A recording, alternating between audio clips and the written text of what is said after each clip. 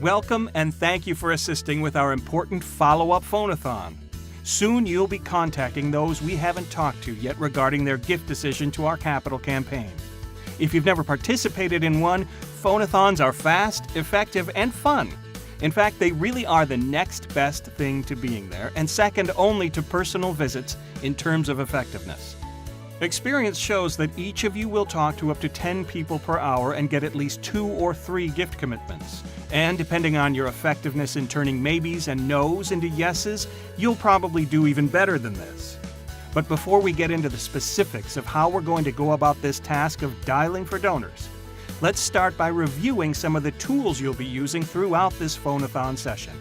First, everyone should have a phone-a-thon script that will differ a bit when we get to prefacing and asking for gifts, depending on whether you're calling advance or community gift prospects.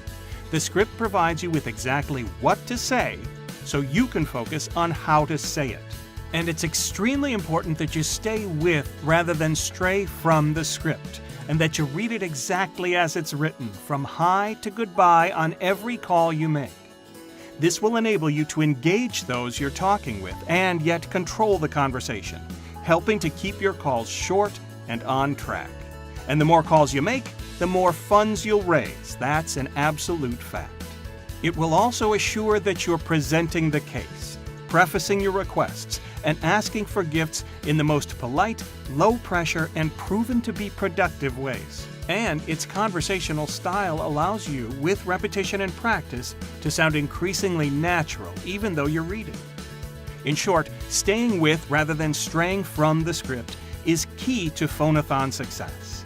It will enable you to make more calls, get more yes responses and bigger gifts, and become even more comfortable, conversational, convincing, and competent as you progress. Secondly, you'll have phone-a-thon cards for everyone you'll be calling. On these cards, you'll find each person's name, address, and phone numbers, the range of gift that we're hoping from them, if applicable, a place to read about what transpired in any previous calls, and a place to record the results of your own calls. You will also see that there are 2 different kinds of phone-a-thon cards: advance gifts prospects that have a hoped-for gift printed on their cards, and community gifts prospects that don't. This is important because it dictates which of the middle sections of the script you'll use when asking for gifts. Everyone will also have their own workspace and workstation situated at long tables with chairs spaced slightly apart. This way you'll have ample space to work and should be able to carry on conversations without excessive background noise and distraction. Yet, we've purposely chosen not to separate you too far apart because we want you to see, hear, and learn from one another and to feed off the successes and positive energy that will permeate the room. Each workstation will have a phone-a-thon placemat which, among other things, has a space for you to organize and sort your cards depending on the response you get from each call. Each of you should have brought your own cell phones to call those you've been assigned or have selected. This will be particularly useful in getting through to people who otherwise might not answer in this age of screening calls with caller ID. We have also provided brochures for your reference and pens to record call outcomes. Now let's turn our attention to the phone-a-thon script, the key to our phone-a-thon success.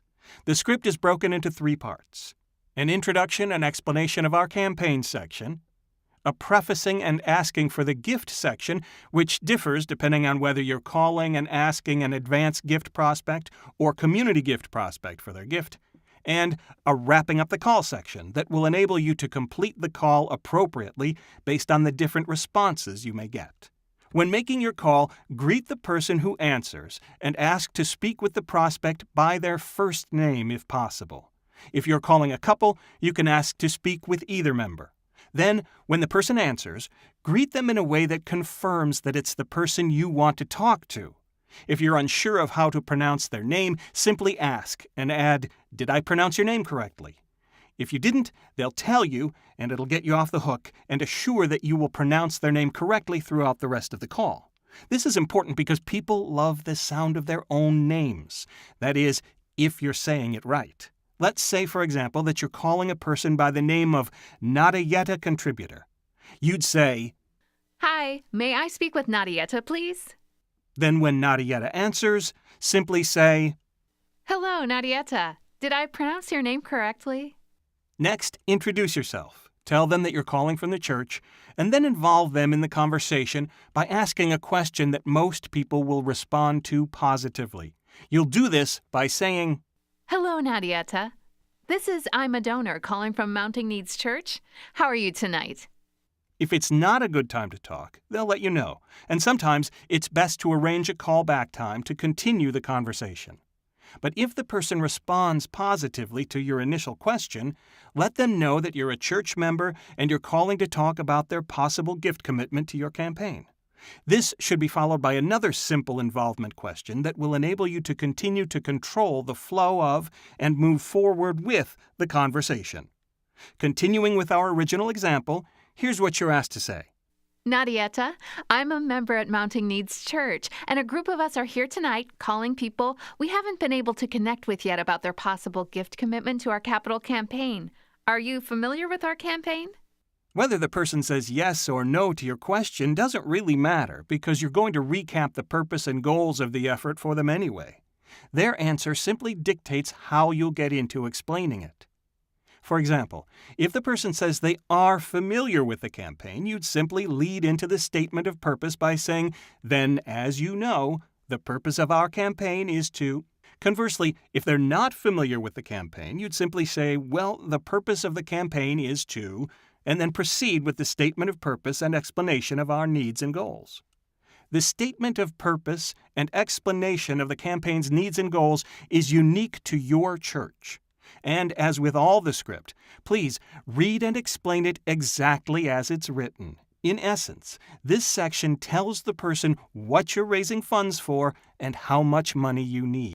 It also lets them know that you need and are encouraging gifts over and above people's current church contributions because you still need support of the church's ongoing operations. Finally, it's important to let people know how many others have already chosen to support you.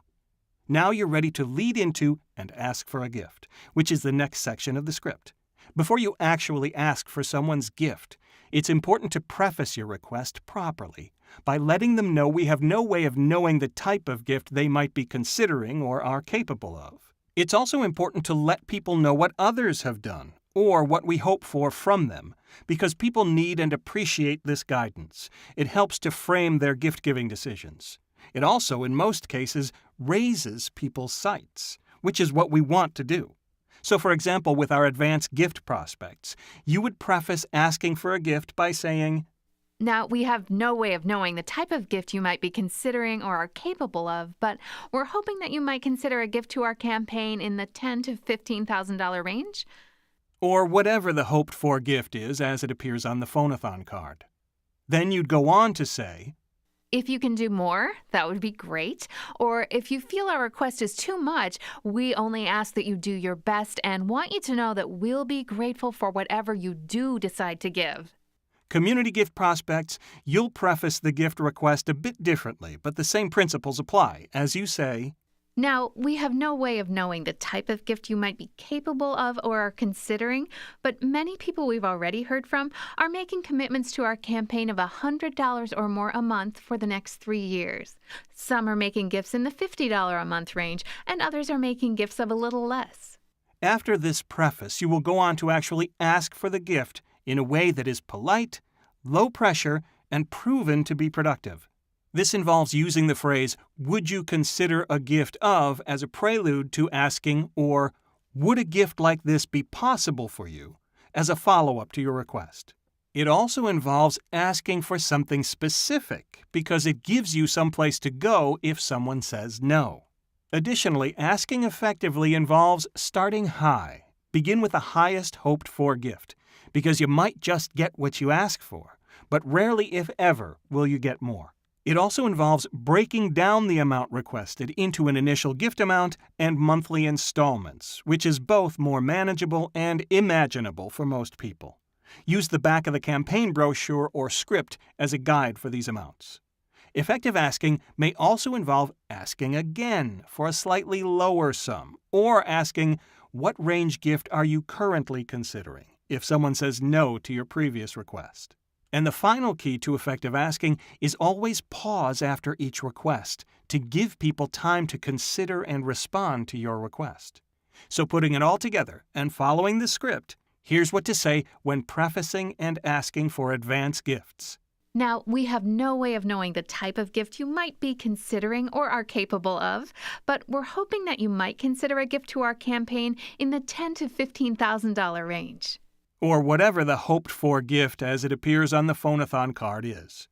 If you can do more, that would be great. Or if you feel that the request is too much, we only ask that you do your best and want you to know that we'll be grateful for whatever you do decide to give. So tell me, Nadieta, do you think you might be able to consider a gift to our campaign of $15,000 or $1,500 now and $500 a month for the next 36 months? After which you would pause and wait for a response. If the person says no, you'd continue with the script and say, Okay, well, would a gift of $10,000 or $1,000 now and $250 a month over the next 36 months be a possibility for you? After which you'd pause again and wait for a response. Similarly, putting it all together, here's what to say when prefacing and asking for community gifts. Now, we have no way of knowing the type of gift you might be capable of or are considering, but many of the people we've already heard from are making commitments to our campaign of $100 or more per month for the next 3 years. Some are making gifts in the $50 a month range, and others are making gifts of a little less. So tell me, Nadieta, would a gift of $100 a month for the next 36 months be a possibility for you? After which you would again pause and wait for a response. If the person says no, you'll continue with the script in sequence and say, Okay, well, could you consider a gift to our campaign of $50 a month or a total gift of $1,800? Once again pausing and waiting for a response. Finally, if either a prospect for an advance gift or community gift remains non-committal to this point or has said no to your initial and subsequent requests, you should make one final attempt to get some sort of commitment by saying, We're trying to wrap up our calls tonight, Nadieta, so if you could decide and give me some idea of an amount you are considering, it sure would be helpful. You can always change your commitment later if you have to. This final request forces many people to definitively decide either yes they will or no they won't make a specific gift. This is important because while we want to get a lot of yeses, and no's are disappointing, maybes really hurt us because they require a lot of time and expense to follow up and often don't get results in gifts. Now on to the last part of your script, how to wrap up the call based on the 3 ultimate responses you'll get.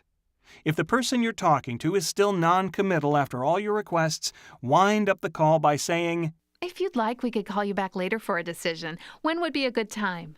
Then, if possible, set up and note a specific call time to further discuss or gratefully accept their gift decision, whatever it is. If the person refuses to make a commitment or says no or not interested and offers no explanation, wind up the conversation by saying, Well, Nadieta, we're trying to find out how people feel about our project and campaign.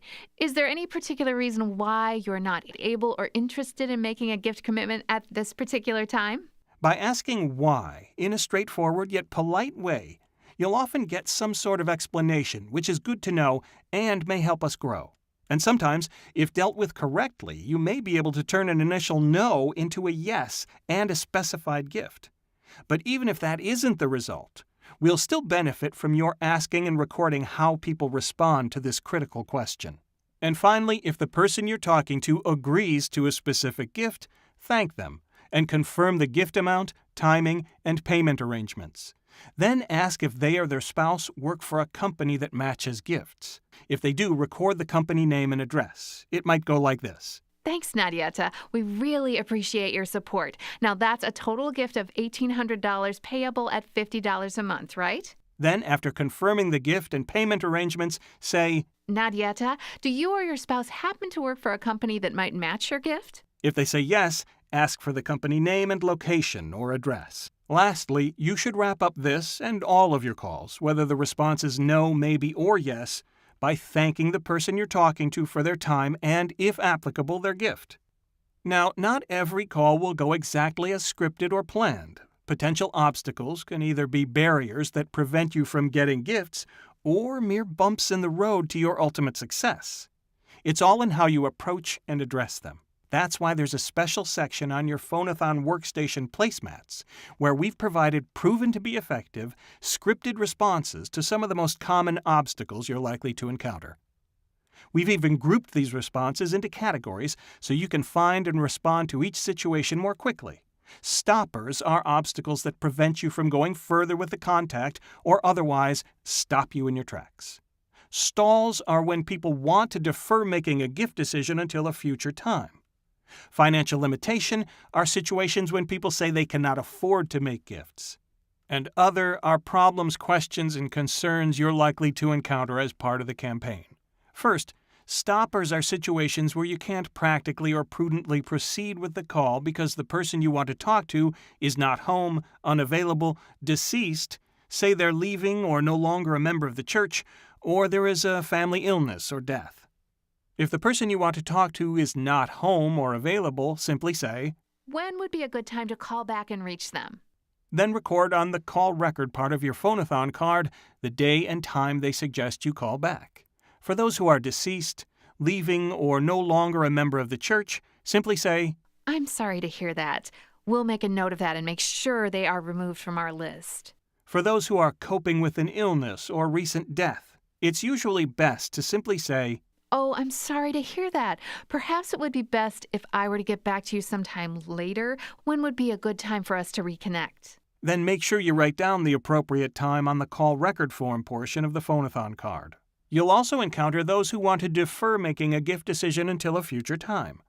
These stalling situations come in many forms and include those who say they need or want to talk about their gift to their spouse or someone else, those who want you to send them additional information, those who say they'll give but won't specify an amount, and those who say they'll send their gift or call us back later. For those who need to talk to someone else before they can decide on a gift, say, "That's perfectly understandable. When do you think you'll have the chance to talk with them?" And then, "When would you like us to connect with you again when we can further discuss your gift?" Be sure to write down the future contact time in the appropriate space on the call record form part of the Phone-a-thon card. For those who want additional information, simply ask, "What additional and specific information do you need to make the most informed decision about your participation?" If you can provide the information requested right then over the phone, you should. If you don't have the answer immediately, ask the person to hold for a moment so that you can get someone who may be able to answer their question.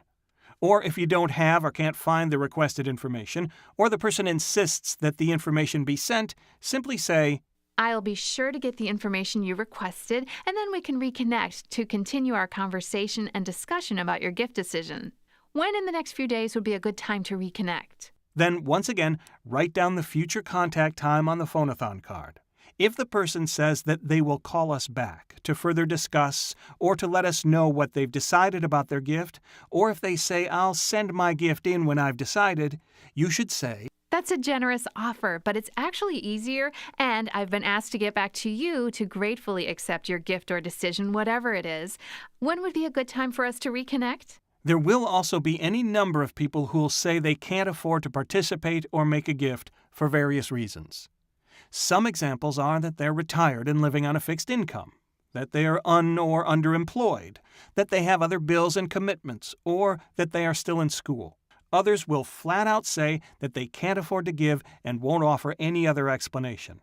For those with a financial limitation, it's important to say, "I don't know if you know this, but gifts to our campaign can be made over a period of years and in lots of different ways. Some people, for example, make gifts of things like cars, jewelry, or stock. Others make gifts through life insurance policies or other instruments.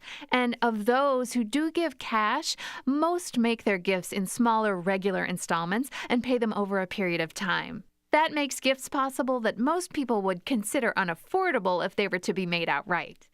For example, if someone were to set aside and give just $1 a day, that would add up to a gift of over $1,000 over 3 years to our campaign. So tell me, what type of gift would be affordable for you and would enable you to participate? There are also various other obstacles that you may encounter, such as those who may say that they already gave or have made their commitment to the campaign to some other person or in some other way. Reply to these by saying, Really? Well, I guess I could have a duplicate card. I'll make a note of that and check with the church office to see that your gift pledge has been received and properly recorded. Then if there are any questions, I'll be sure to get back to you, okay? For our records, though, what was the amount and timing of installment payments on your pledge? To those who might say that they will not commit, but rather will give more weekly instead, it's important to say, your increased weekly gifts are also really important, but unless indicated otherwise, they will go toward meeting our ongoing operating needs and not this campaign. For your gift to go directly to our efforts, you'd need to indicate the amount that you'd like to go to the campaign directly on your weekly envelope or check. So tell me, what type of increase in weekly giving are you considering that you would want to direct toward this special project and campaign? And to anyone who says they don't like or agree with the project or a select part of it, you should respond by asking, are there any parts of the project you do like or agree with? And if specific parts of the project are mentioned, you should say, did you know that you can direct your gifts to those particular parts of the project that you are in favor of and that your gift will be used only for those expressed purposes? That being said, what type of gifts did you have in mind for these special aspects of our project and campaign? Finally, there are those questions and concerns that are unique to your cause and your church, the most common of which the campaign brochure attempted to deal with directly. Others, however, may have surfaced after the brochure was completed, and if so, your campaign staff has provided an additional question and answer sheet for your reference. Another part of your work is to process the paperwork properly by recording the result of each contact you make on the phone-a-thon card and sorting your cards into the logical, predefined categories on your phone-a-thon placemat. Firstly, for all completed calls and any calls where you've talked with someone but cannot call them back tonight, fill in the month and date of the contact in the date column. Then fill in your name in the caller space so we know who made contact with them. And lastly, record the result of the contact in one of the next 3 columns as follows. If the person you talked to said yes, they will give and specify an amount, fill in the will give column with the total commitment amount and how they will be paying. If they say no or indicate that they definitely will not give, try to find out the reason why not and record it in the will not give column. Finally, for all those other situations, such as when you have reached someone but have not gotten a definitive yes or no gift decision, or for whatever reason it isn't possible or prudent to call back later today or tonight, explain the situation in the other column, and, if applicable, note a date and time when you have been directed to call them back in the call back column. For example, if you reach a wrong or disconnected number, or if you reach someone who is leaving or no longer a member of the church, record this fact in the other column. If the person you ask for is not home, unavailable, busy, or sick, note this in the other column, and then ask for and record the callback time. Do the same if the person wants more information sent, wants to talk with their spouse or someone else about their gift, or says they've already given. Write these in the other column and record the best time to call back in the call back column. For those who are to be called back later tonight, and for those with no answer or an answering system, simply place their card on the bottom of your stack of the uncalled cards and try to call them back later tonight. Secondly, for all calls that you've completed or cannot call back tonight, please place their phone-a-thon cards into the sort piles on your phone-a-thon placemat so that our campaign staff can quickly and easily identify, pick up, process, and consolidate them with everyone else's cards. These sort piles include will give for those who say yes and specify an amount, will give or may give for those who indicate they will or may give but can't or don't want to be called back, will not give for those who indicate that they definitely will not give, wrong/no number and moved/moving out of the church, those who are incapacitated and unable to make a gift decision because they are not physically or mentally able to, those who are deceased and need to be removed from the membership list, and call back for those who ask to or that we need to call back at a later date. Some final tips for you that will dramatically improve your effectiveness. First, please stay at your place. Keep dialing and take very few, if any, short breaks. Successful calling requires getting into a rhythm, and taking breaks can disrupt positive momentum. Also, the more calls you make, the more money we'll raise. So again, please try to keep making calls and stay at your place. We'll come to you to answer your questions, to pick up completed cards, to give you additional cards if you need them, and to offer you food and refreshments. Second, try to speak a little louder and faster than normal because it sounds more enthusiastic and motivating. And finally, dial with a smile. Smiling while talking on the telephone and reading the script will help you sound warm, excited, and conversational, improving the reception you get. In fact, it's really hard to sound dull, unenthusiastic, or to talk in a monotone when you're smiling. If you don't believe it, try it. It's one of the best and most practical tips for improved success. Now, it's almost time to get going with your calling, but before you do, take some time to practice. Read through the entire script out loud and to yourself, and practice responding to obstacles by reading out loud the responses to the various obstacles you're likely to get. And don't forget to dial with a smile, stay with the script, and follow our other guidelines, suggestions, and tips. If you do, you'll get many donors, which will help make our campaign an even bigger success. Good luck and God bless.